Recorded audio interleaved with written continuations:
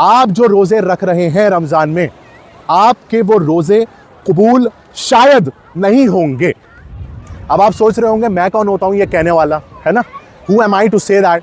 लेकिन अगर मैं आपको ये बोलूँ कि दरअसल कुरान अल्लाह के अल्फाज है, अल्लाह की किताब है, अल्लाह का लव लेटर है, जिसमें उसने हमें बताने की कोशिश करी है कि ज़िंदगी तुम कैसे गुजारो, तो उस पर मैं आप लोगों को बताना चाहता हूँ कि दरअसल रमज़ान में जब हम रोज़े रख रहे हैं तो हमें एक चीज़ की क्लैरिटी होना बहुत ज़रूरी है कि दरअसल हमारे रमज़ान में रोज़े रखने का पर्पस क्या है। क्या आपका पर्पस रमज़ान में रोज़ा रखना फाका करना है? क्या आपका रमज़ान में रोज़ा रखना सिर्फ इस चीज़ को एहसास करने का है कि भूख लग के कैसा होता है?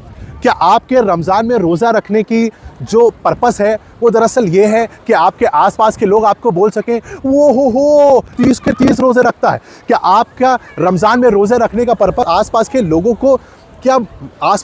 को मनाना है?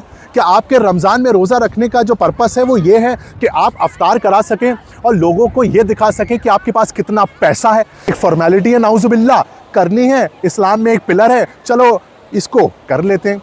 तो गाइज़, मैं आप लोगों को बताना चाहता हूँ कि आप अगर चाहते हैं कि रमज़ान का पाक महीने में जो आप रोज़े रखते हैं, इस चीज़ में आपको 100% एश्योरेंस मिल जाए इस चीज़ की कि आपका रमज़ान में रोज़ा रखना कबूल हुआ, आपको इस चीज़ का 100% एश्योरेंस हो जाए कि अल्लाह पाक ने आपके रमज़ान में जो आपने रोज़े रखे वो कबूल करे ही करे हैं इंशाअल्लाह। कि अगर आप इस चीज़ का एश्योरिटी चाहते हैं कि जो इबादत आप रमज़ान में कर रहे हैं वो इबादत अल्लाह को पसंद आ जाए और अल्लाह आपसे राज़ी हो जाए, तो दरअसल आपको कुरान की ये आयत को समझना बहुत ज़रूरी है। कुरान सूरह बकरा chapter number 2 verse number 183, O believers, fasting is prescribed for you as it was for those before you, so perhaps you will become mindful of Allah. Here is the catch, guys. वल्लाही, तो यहाँ पर आपको ये समझना ज़रूरी है कि अल्लाह पाक ने कुरान शरीफ में फास्टिंग का जब जिक्र किया है तो अल्लाह पाक ने तकवा का जिक्र किया है, and that is the real purpose of fasting. The real purpose of fasting is to attain taqwa. Taqwa means God consciousness. The real purpose of fasting is to attain that feel of God consciousness, mindfulness of Allah. The real purpose of fasting lies in the fact कि अल्लाह आपको देख रहा है।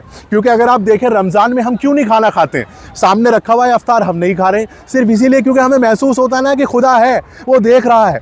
तो ये है इस्लाम में रमज़ान में फास्टिंग रखने का ऑब्जेक्टिव कि आपकी ये कैफियत महसूस करने वाला आपको देख रहा है। आप दिन में अपने आप को या रात में अपने आप को गुनाह करने से रोक रहे हैं, सोबत करने से रोक रहे हैं रोज़े की हालत में, तो वो इसीलिए तो है क्योंकि आपको लगता है अल्लाह देख रहा है। आप चीटिंग करने से रोक रहे हैं, आपको गुस्सा आ रहा है किसी की बात पे और आप अपने आप को कंट्रोल कर रहे हैं इस उम्मीद के साथ, क्योंकि हदीस में फरमाया है कि अगर रोजे की हालत में आपको गुस्सा आए तो आपको खामोश रहना चाहिए, सब्र करना चाहिए।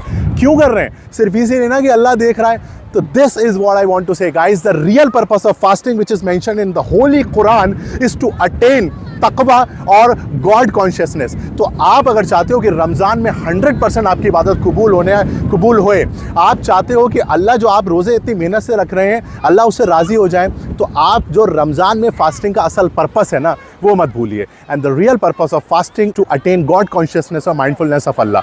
तो मैं तो इसी उम्मीद में अल्लाह के सामने हाजिर और नाजिर रख कर ये कोशिश कर रहा हूँ रमज़ान के रोज़े इस चीज़ को महसूस करने के लिए करूँ कि अल्लाह मैं इस चीज़ को महसूस कर पाऊँ कि तू मेरे आसपास है, और यही मेरा रियल पर्पस है apart from many other reasons.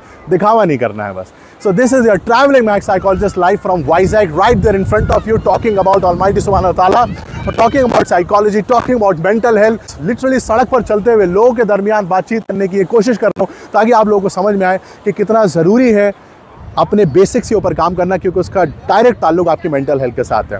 Do share this video, subscribe my YouTube channel if you really like my content, क्योंकि अगले रमज़ान तक मेरा टारगेट है 1 मिलियन सब्सक्राइबर, और मुझे पता है कि तुम मेरी इसमें मदद करोगे, बिकॉज आई लव यू यार, लव यू गाइस। अस्तगफिरुल्लाह व अतूबु इलैहि।